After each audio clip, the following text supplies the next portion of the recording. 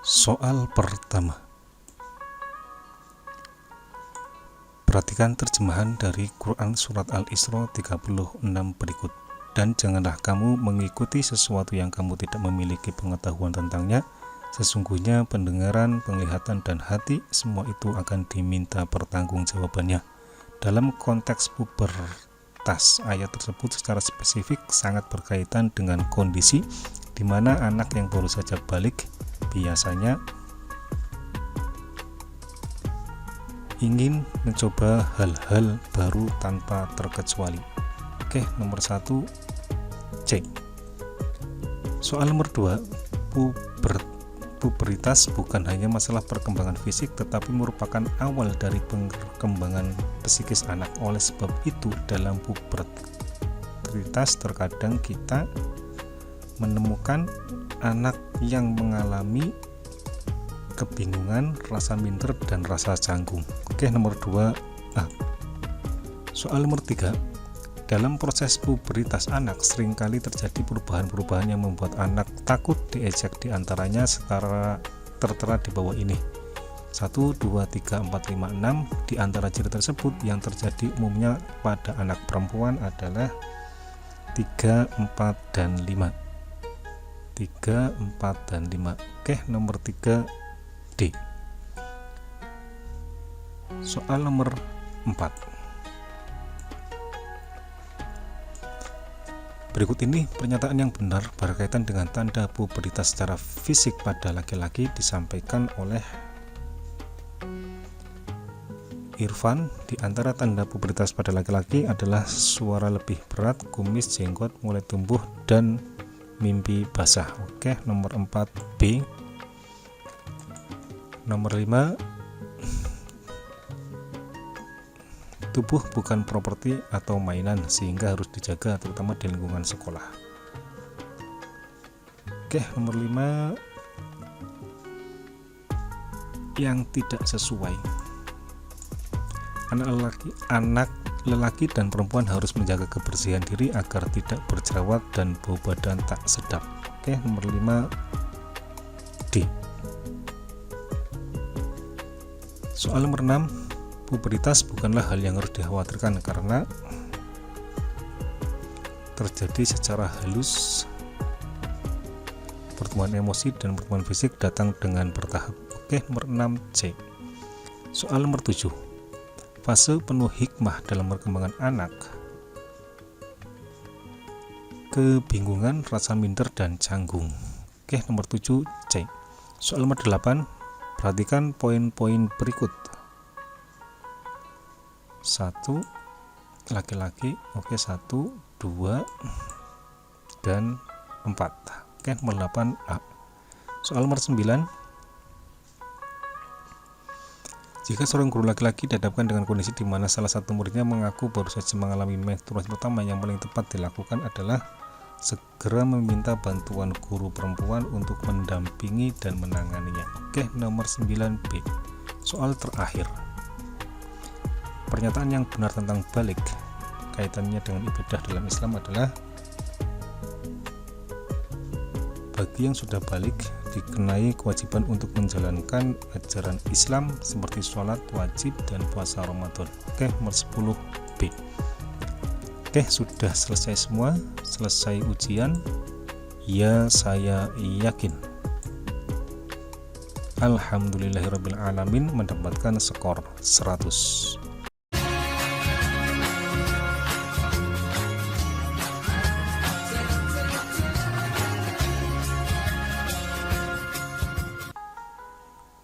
Soal pertama. Berikut ini merupakan pernyataan yang tepat seputar tentang masa pubertas remaja. Adalah masa pubertas terjadi pada remaja awal hingga pertengahan. Oke, nomor 1A. Soal nomor 2. Masa pubertas dikelompokkan menjadi 2 fase, yaitu primer dan sekunder. Ciri fase primer pada wanita ditandai dengan menstruasi. Oke, nomor 2C. Soal nomor 3. Perhatikan poin-poin berikut. Ali berusia 12, Ari 13, Iman 15, Adi 18, Hikam 20, dan Idam 11. Berdasarkan usia anak yang sedang berada pada masa pubertas ditujukan oleh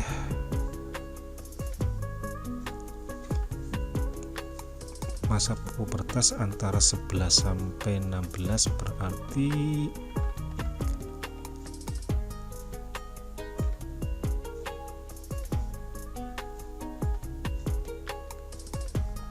dua, 3, dan 4. Oke, nomor 3C. Soal nomor 4. Jika seseorang mens pertama pada tanggal 1 Maret 2025 dengan panjang siklus 28 hari dan perkiraan mens berikutnya pada tanggal 29 Maret, maka masa ovulasi terjadi sekitar tanggal 14 Maret. Oke, soal nomor 5.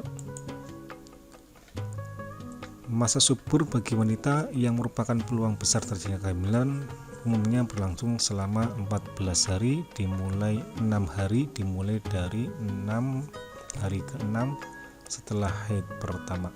Oke, nomor 5B. Soal nomor 6. Konsekuensi setelah tiba masa pubertas pada remaja akan melahirkan hal-hal berikut. Di antara konsekuensi tersebut yang merupakan konsekuensi dalam aspek syariat adalah 2, 4, dan 5. 2, 4, dan 5. Oke, nomor 6C.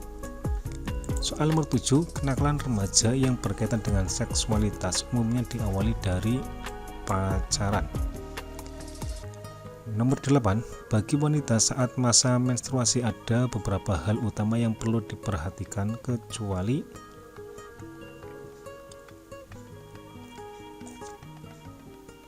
memperbanyak tidur agar tubuh segar dan tidak kelelahan karena haid.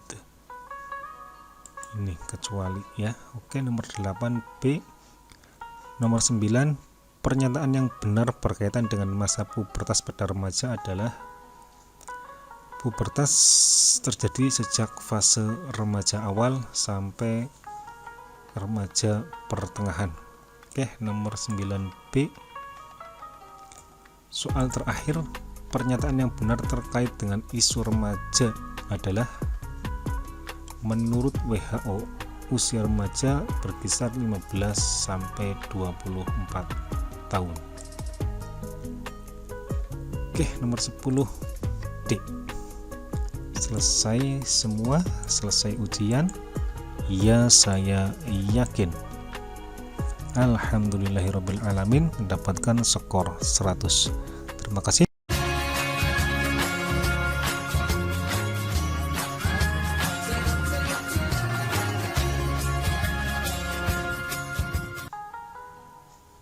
Soal pertama. Di kelas, seorang guru hanya menunjuk siswa laki-laki untuk menjadi ketua kelompok, sementara siswi perempuan hanya diminta menulis laporan.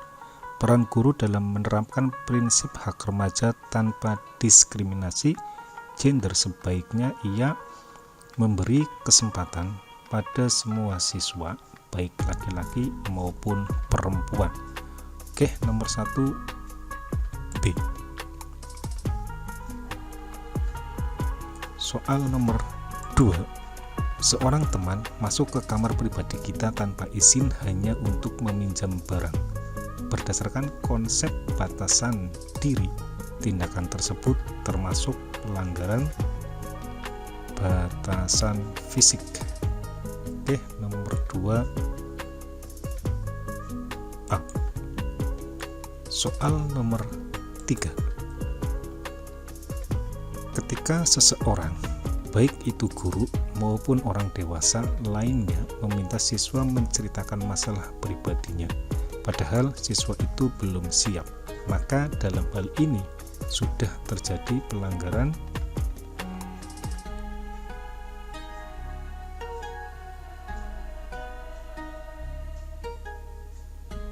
batasan emosional.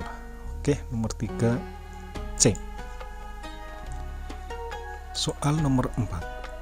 Pilih salah satu jawaban yang tidak tepat atas pertanyaan apa manfaat bagi remaja jika guru membimbing dan menciptakan ruang yang aman untuk berpikir, bertanya, dan belajar dari pilihan.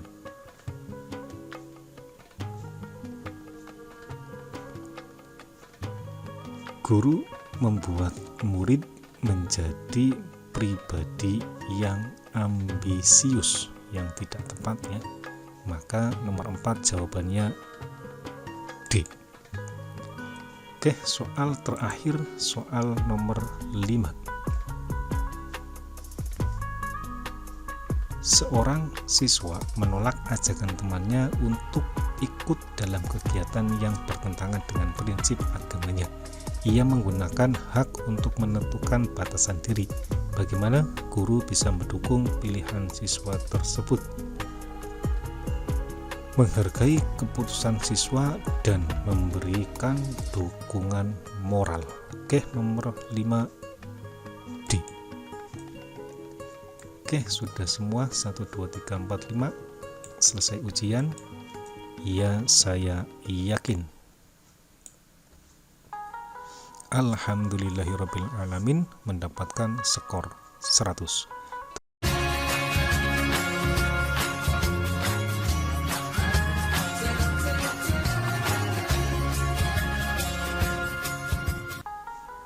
Soal pertama. Jika terdapat peserta didik menganggap bahwa bersentuhan tangan dengan lawan jenis, meskipun itu gurunya sendiri, adalah tindakan yang melanggar syariat, maka guru harus menjaga privasi muridnya tersebut karena dia berhak menjaga kenyamanan dirinya. Oke, nomor 1 A. Soal nomor 2. Farah mencintai teman-temannya, tetapi demikian ia tetap menjaga batasan kedekatannya dengan mereka selama tidak merugikan dirinya, terutama dalam batasan syariat, karena cinta yang pertama sejatinya adalah mencintai diri sendiri. Oke, nomor 2 A. Soal nomor 3. Contoh batasan sentuhan yang tidak diperbolehkan adalah yang tidak diperbolehkan melanggar batasan agama. Oke, nomor 3 D. Soal nomor 4. Seorang siswi sedang bertanya kepada gurunya yang laki-laki tentang mata pelajaran. Gurunya menjelaskan dengan mendekatinya dengan jarak yang tidak nyaman bagi siswi tersebut. Langkah awal yang harus dilakukan oleh siswi tersebut adalah meminta kepada gurunya untuk tidak mendekatinya. Oke, nomor 4 D. Soal nomor 5. Berikut pemahaman mencintai diri sendiri yang benar adalah menjaga diri untuk tidak melanggar norma-norma yang berlaku. Oke, nomor 5 B. Soal nomor 6. Anak termasuk zona intim dengan kedua orang tuanya, namun dalam kondisi tertentu harus dibatasi jika sudah dewasa. Misalnya, anak laki-laki yang sedang sakit parah semestinya dimandikan oleh ayahnya jika butuh dimandikan. Oke, nomor 6 B. Soal nomor 7. Zona personal, jarak dekat adalah batasan yang kita baru merasa nyaman saat orang yang kita percaya juga ada di sekitar kita. Contoh real penerapan zona ini adalah interaksi antara dokter kandungan memeriksa ibu hamil ditemani suami. Oke, nomor 7 D. Soal nomor 8.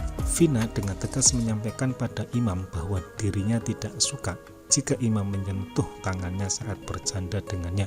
Tindakan Vina merupakan tindakan positif bahwa Vina memiliki kepercayaan diri untuk menyatakan tidak.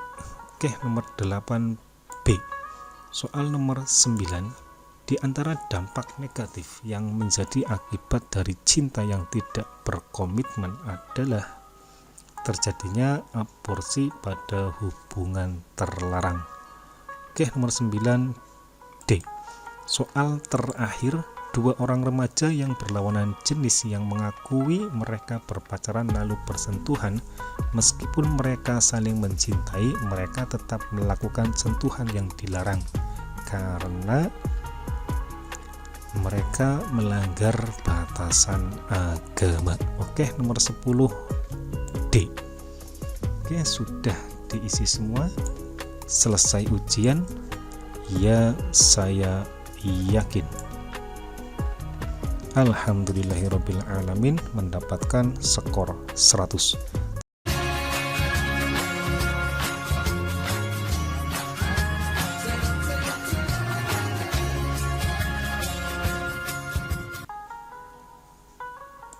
Soal pertama.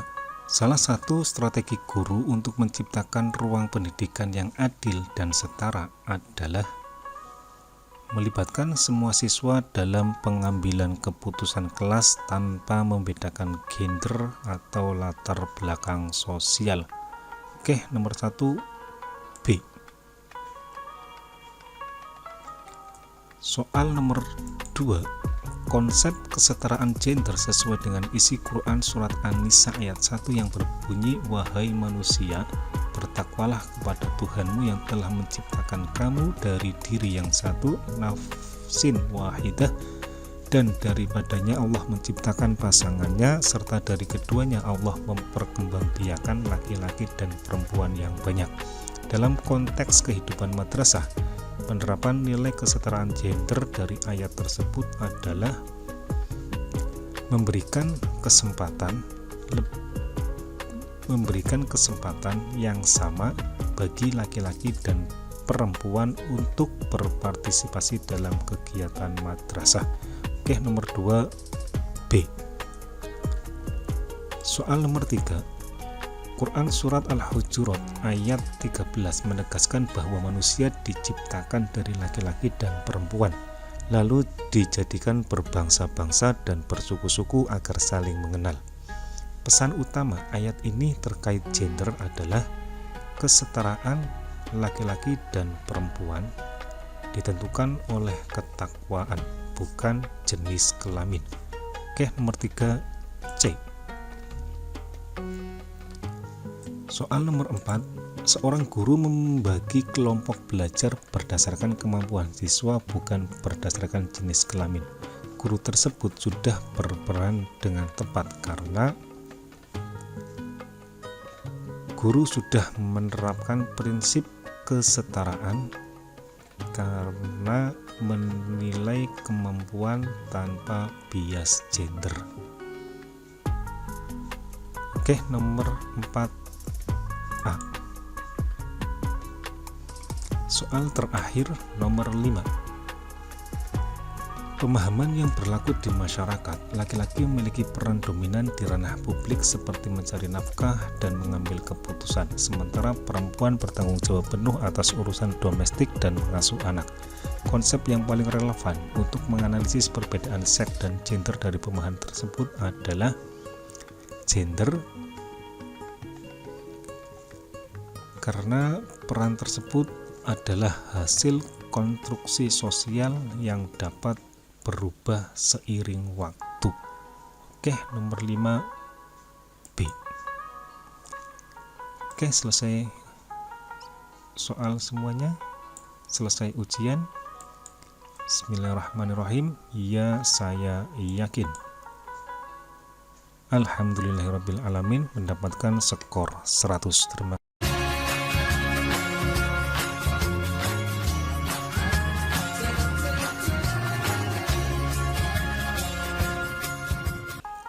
Soal pertama.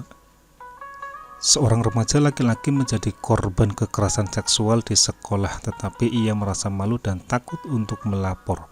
Perasaan ini seringkali diperburuk oleh anggapan yang salah bahwa laki-laki yang kuat dan jantan tidak mungkin jadi korban. Argumen ini didasarkan pada anggapan yang keliru bahwa laki-laki memiliki hasrat yang dominan dan tidak dapat ditolak, sehingga tidak mungkin menjadi korban. Oke, nomor 1 A. Soal nomor 2. Allah melarang mendekati zina karena ia adalah perbuatan keji dan merusak kehormatan. kekerasan seksual lebih buruk dari zina karena selain melanggar larangan Allah juga merampas hak kehormatan dan keselamatan korban. Jika dikaitkan dengan Quran surat Al-Isra ayat 32, bagaimana perbedaan hukum zina dan kekerasan seksual dalam perspektif Islam?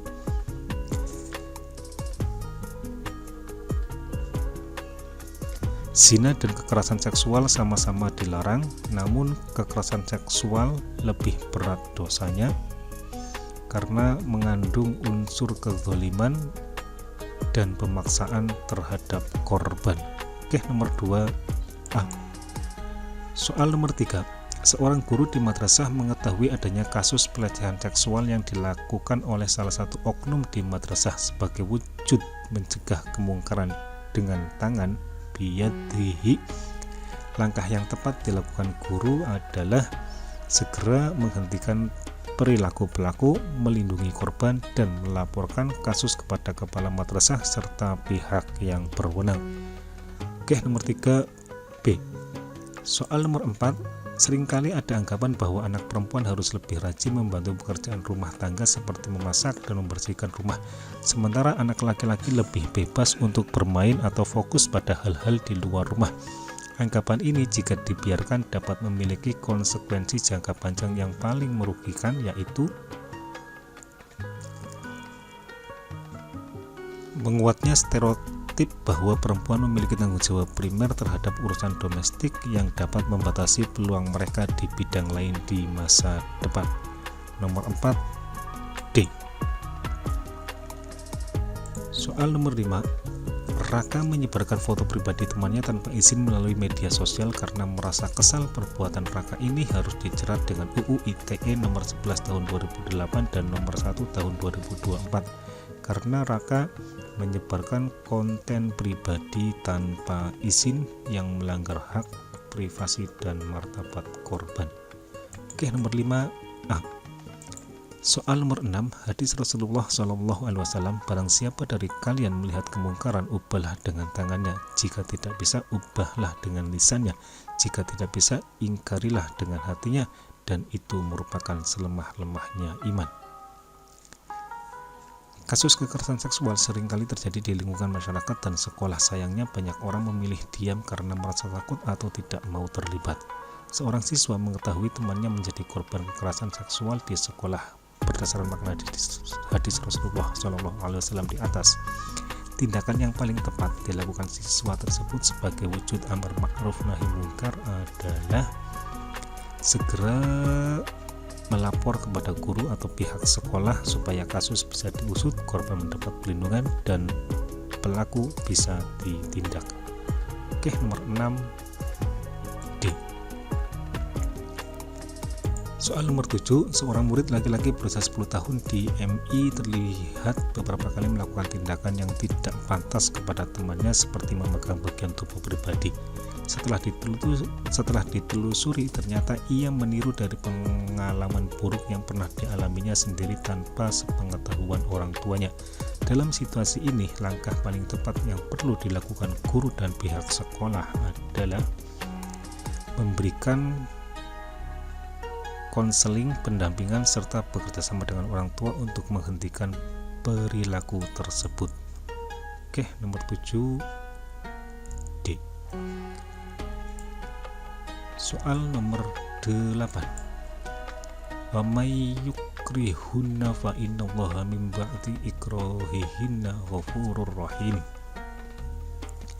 Di masyarakat masih banyak korban kekerasan seksual yang merasa bersalah dan menanggung beban psikologi seakan-akan dirinya berdosa.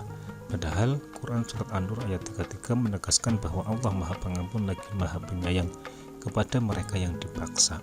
Berdasarkan Quran surat An-Nur ayat 33, sikap yang tepat bagi masyarakat dalam memandang korban kekerasan seksual adalah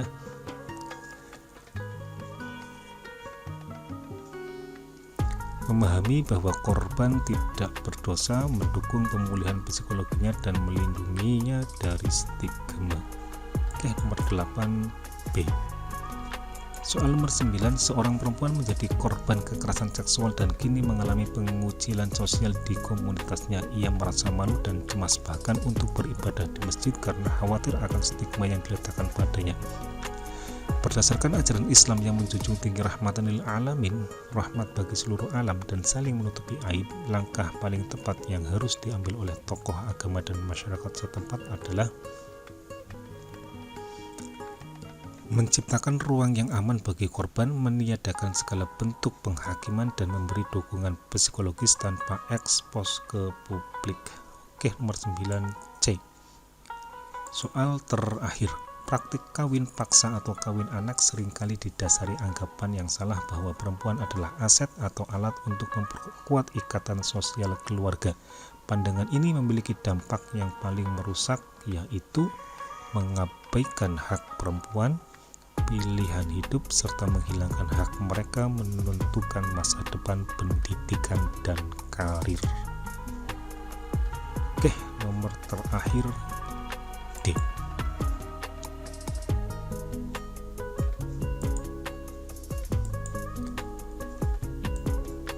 Oke, sudah selesai ujian? Ya, saya yakin.